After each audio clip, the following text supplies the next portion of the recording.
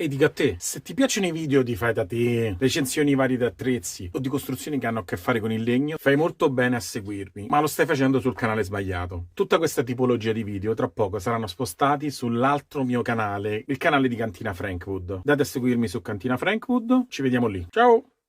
E dico a te, se ti piacciono i video di fai da te, recensioni varie di attrezzi o di costruzioni che hanno a che fare con il legno, fai molto bene a seguirmi, ma lo stai facendo sul canale sbagliato. Tutta questa tipologia di video tra poco saranno spostati sull'altro mio canale, il canale di Cantina Frankwood. Date a seguirmi su Cantina Frankwood, ci vediamo lì. Ciao!